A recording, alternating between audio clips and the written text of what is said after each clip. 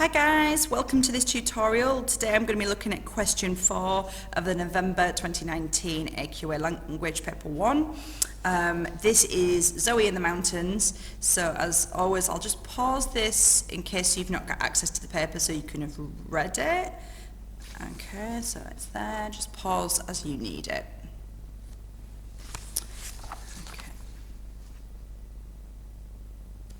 Fantastic. Okay, so of course we know that question 4 is our evaluation question. You are always going to be given a statement about the text, about a section of the text. Always just make sure to think about where am I going to have to focus my attention, and I tend to really make a note of that so that I stick to quotes and evidence that are from that section of the text rather than looking for stuff earlier on. So the student has said this part of the story where they caught up in the avalanche. I can't believe Zoe is so slow to react to the warning signs, because in the end the situation sounds really dangerous. So we've got a couple of things here that we're going to be focusing on. Zoe being slow to react, and also the danger of this situation. I said it before, I find these bullet points not always helpful, but if you find them useful and you're taught to use them, please do so. Okay, as always, I start with something along the lines of I largely agree, or to a large extent I agree with the statement, because it gives me some option to kind of change my view as I go, or to incorporate counter-arguments. So I'm going to say that I largely agree with the statement because of the repeated reference to a rumble. This noun is modified by the comparative adjective louder, clearly showing that the sound and danger was increasing. Surely Zoe would have associated the sound and movement, the simile like she'd been booked, with an avalanche, especially as she saw that Jake had stopped and was looking back up the slope. So this is my first, I'm clearly sort of in agreement with the statement, and the way that I'm sort of showing that I talk about is to talk about writer's methods as always. So I've talked about the repetition of rumble, I've used terminology like noun, I've said that it's been modified by the comparative adjective louder, and I've given obviously examples for these, and then I show my evaluation here by, surely she would have noticed this. This is my opinion, this is my take on it, and I've incorporated yet another technique here, the simile, like she'd been booked, because I've mentioned movement, especially as she saw that Jake had stopped and was looking back up the slope. And I've used here some embedded quotes, because I don't necessarily need with every single quote to go into detail about what it means. I'm using it to support my ideas and my evaluation of this statement. So embedded quotes can be quite useful there. So I'm going to carry on with my evaluation. You would think that her husband's actions might have caused her concern or consideration, so some more evaluation here. And yet the writer's use of the verb irritated shows that she was oblivious to the danger and was only annoyed that the skiing was interrupted. So I've got more evaluation and more methods here. Okey-doke. The metaphor of pillar of grey smoke also feels like a clear sign of danger. So I've got this very close focus to the statement when I do that. I'm really referring back to the idea of, she should have seen this danger. So I've got more methods. As we could view, this was actually the approaching, I've missed out, avalanche there. The simile, like armies, really evokes the sense of speed and power and leaves us questioning how Zoe could be so unresponsive to such an obvious sign. So more evaluation. It's only when Jake was speeding towards her, do you see where I've got an embedded quote again there, that she finally realises something is wrong.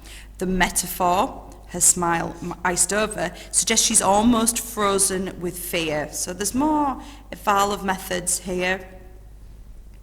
She suddenly realised the danger, but is virtually paralysed. The dialogue, get to the side, almost snaps her out of her trance, and finally she knew it was an avalanche. So we've got lots of different structural methods here, including structural ones. So you don't just need to use language things, you can use other bits and pieces. Although her reaction seems ridiculously slow, evaluation, we aren't given an exact time frame, and in all likelihood this happened very quickly. At the point where the rumbling had become a roaring, we see Zoe reacting at speed. The writer highlights her fight for survival. She pushed and scrambling and trying to accelerate. All these verbs illustrate her frantic effort to escape, and her actions do seem practical and sensible. So again, I'm thinking about the statement, this time finding ways to kind of disagree with that point of view. Even Jake, who had noticed the avalanche first, was swept away by the great mass, suggesting that even an earlier warning is no guarantee of safety. So I'm evaluating that actually, just because she might have sort of realised earlier, wouldn't necessarily mean that she would have sort of survived this or been able to escape this.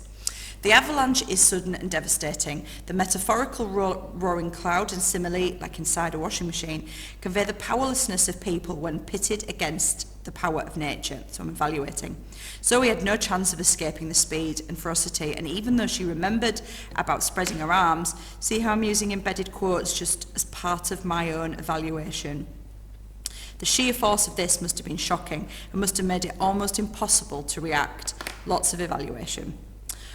Although the rumble feels like an obvious sign, we must remember that Zoe had mere moments to process what was happening.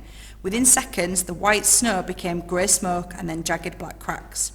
Even this use of changing colour imagery, so again, we're developing this sense that, maybe she wasn't so slow because the time frame was so fast.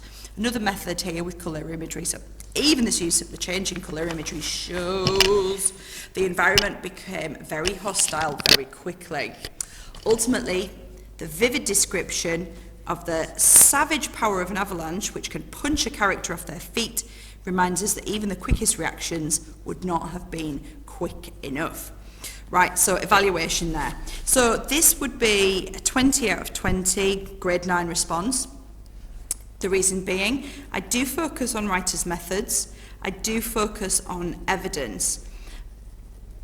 The whole response is permeated with evaluation. I'm constantly thinking about, was she slow to react?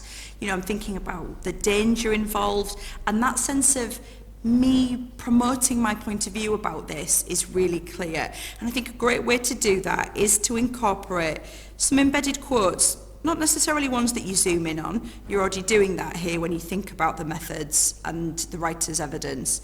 But I use those within my own comments, and that's a sort of sophisticated and really effective way of evaluating. And I keep sort of reflecting and referring back to the statement. I don't kind of go off on a tangent, just other stuff about Zoe. I try to kind of keep that focus on her reaction time, it being slow. So hopefully that's useful, and hopefully you can see that it is different. Sometimes we think of question 4 just as a big language question, but it is slightly different in terms of what it's demanding and what it's requiring of you. And I think that sense of evaluation, really pushing that perspective of your own, is a really kind of crucial sort of element of success with this question. Okay guys, I hope that was useful. Thank you so much for watching, and I'll see you next time.